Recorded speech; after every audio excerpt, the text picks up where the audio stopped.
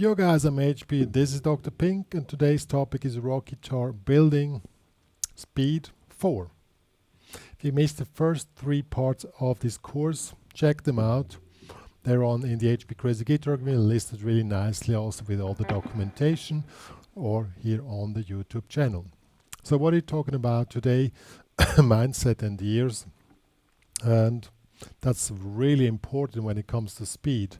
A lot of players think if you can just move your fingers fast enough and do the proper exercises, then the speed will come. But in fact, the biggest mistake you can do when you want to get faster is to not develop your mindset and your ears. And here we're going to check a few things out today. It's going to sound like this at the end.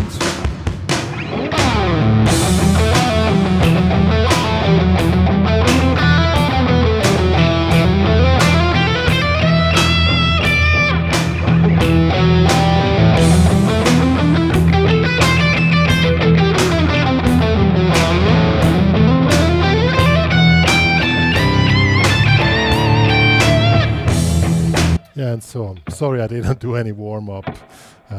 Warm-up is really important. As I already said, the movement of the fingers is one part, but mindset and ears is another part. So we're gonna check out what we're talking about today on the closing. Yo guys, as I said, today's topic is mindset and ears. First we do mindset.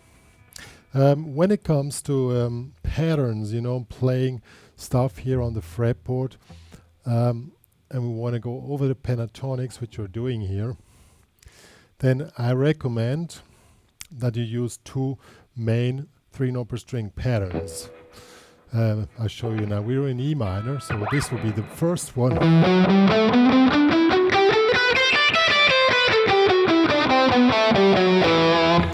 That's the regular E minor, E minor 3-note per string pattern, the 7th fret, and it starts with the root note here on the A string.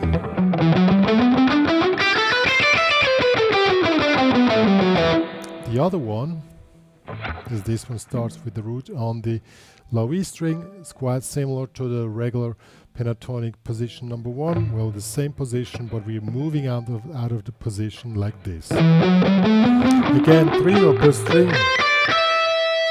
So if we want to just go up to the octave, we stop here, but we continue.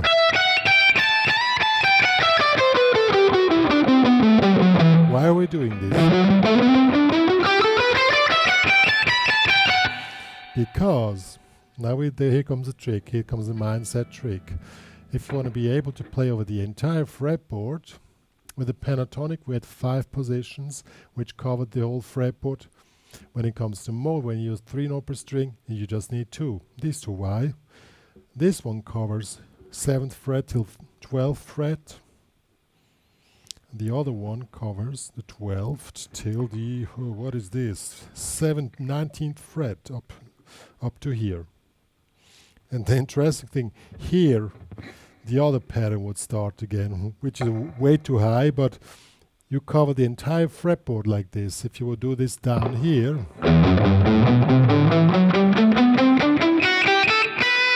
you can see it goes up till to the 7th fret, and so you cover with this position in the low position, it covers here. The other pattern covers till here, so you cover up the entire fretboard just with 2 patterns.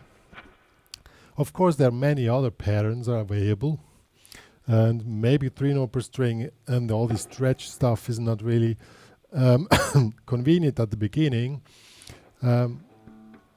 But if you know these 2 patterns really well, then you're the boss. You can play over the entire fretboard, and that's what it's all about.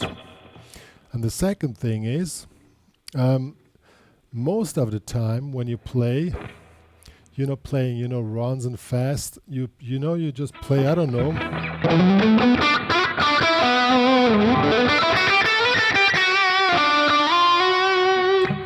Whatever, melodic stuff.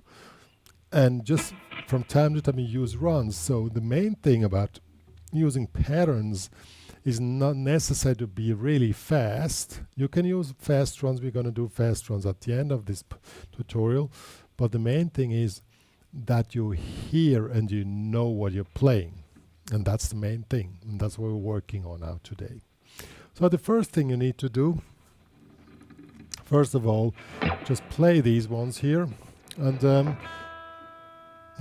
I've selected backing track. It was quite easy. 85 BPM is not too fast. If you want to play 60 notes, you need to get a proper feeling for 60 notes, you know, that you hear what you're playing, you know, have a feeling, and then things start to get fast, you know, because it makes everything, when you hear what you're playing, everything gets smoother. Even your movements of the fingers get smoother. And if you don't hear what you're playing, then you just end up somewhere and getting stuck. So first thing is just to get these patterns down in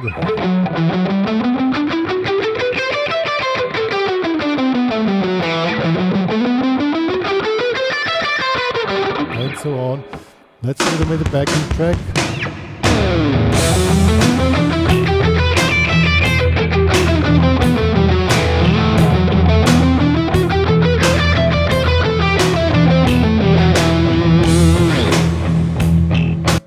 That this goes really fluently, and when you play that, pay attention to the musical parts of it. In this case, accent always on the first six. So 1, 2, 3, 4, 1, 2, 3, 4, 1, 2, 3, 4, 1, 2, 3, 4, 1, 2, 3, 4, 1, 2. You make an accent on the first of the 60 notes. Try to implement that in your playing.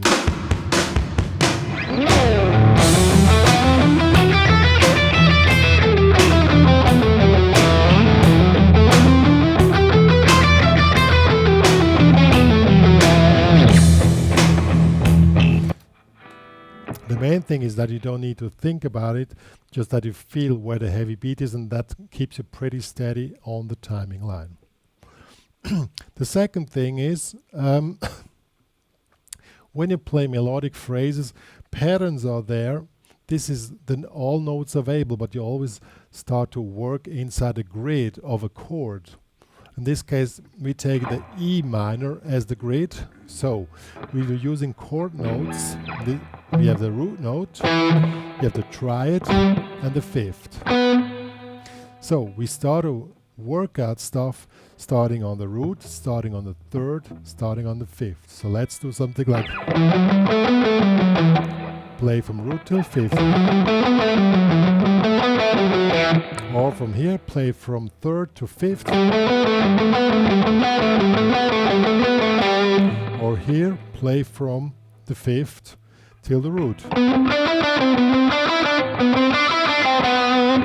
And that you get comfortable with this and that it feels really relaxed, and then you play it with the backing track.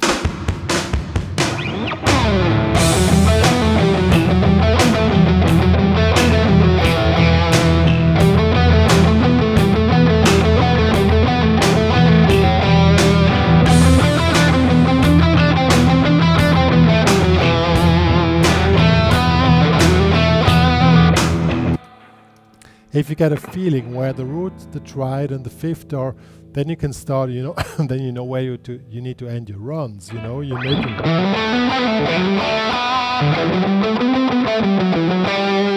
You know, you can make any type of runs, but you need to know where to end them. So now let's do from root to root, from triad to triad, from fifth to fifth. So triad to triad. Fifth to fifth with the backing track.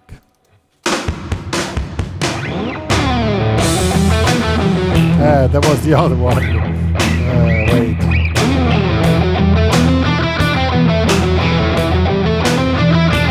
Try to try it.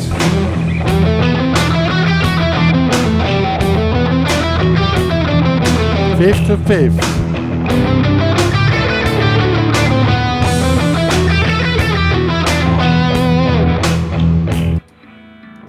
When you don't have to think so much about these things, and when you just can relax in your playing and you hear what you're playing, you know, when you do improvisation, you need to start to pre-hear before you play it what you want to play. And the grid you're using mostly is the root, the triad, or the fifth. These are the three notes which are really important. You can also make kind of ear training exercise like a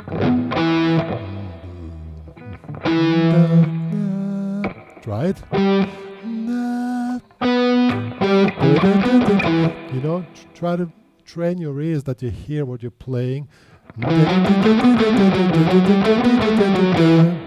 Well, my voice is a bit too low for this high pitch, but you know what I mean. It's that you pre-hear what you're playing. And this is in fact the secret of what makes you fast.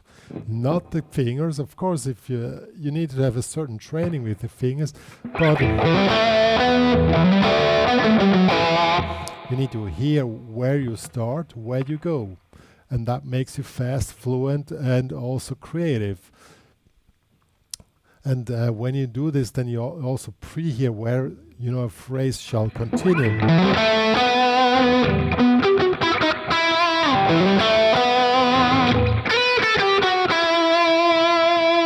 You know, that's exactly the trick. So, the other thing is, now we were playing 16 notes. Precision in rhythm is also important. So you need to get your 16 notes really done. Taka, taka, taka, taka, taka, taka. So this is one time thing. The next one will be now sextuplets. Sextuplets are quite nasty because mostly when you play them, they're really fast. So you need to prepare for sextuplets, you know, that you get a feeling how they feel. And first you need to get what are sextuplets? 6 notes per beat. So 1, 2, 3, 4, 5, 6, 1, so on.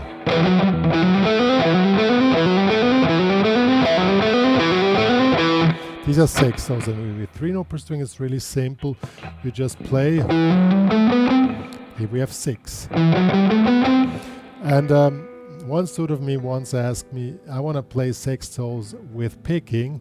You can do that if you want, but that's really tough. It's a lot of practice work. The easy way is doing it legato. But the main thing, which is really important, is the precision of the rhythm. So let's do it with the backing track.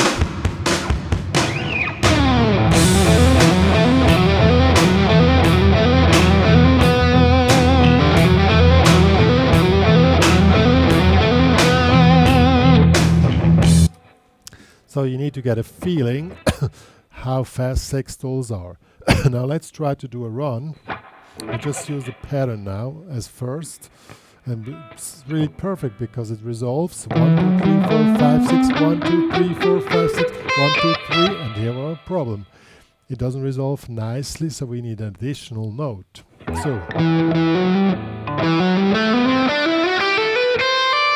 you can do a chromatic one here, or because we want to end up on a chord note. You could also slide up one, but then we're not on a chord note. You could also do like this if you want.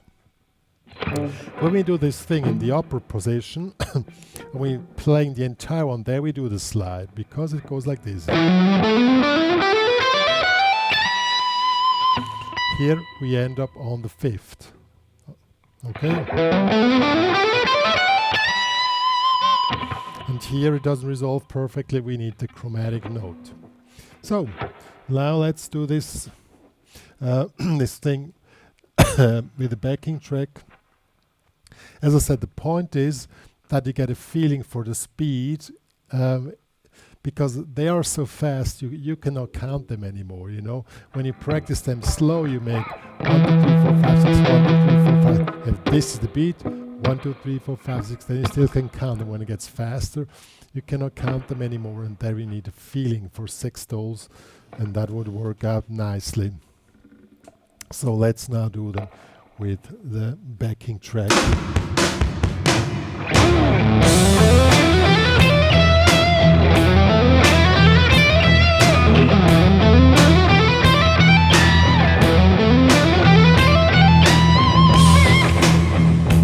See, you don't have time to think.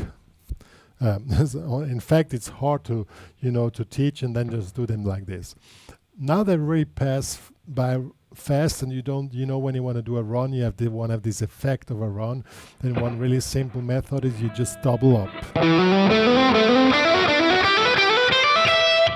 So you just repeat each, but you finish the same way. So let's do this now with the doubling up.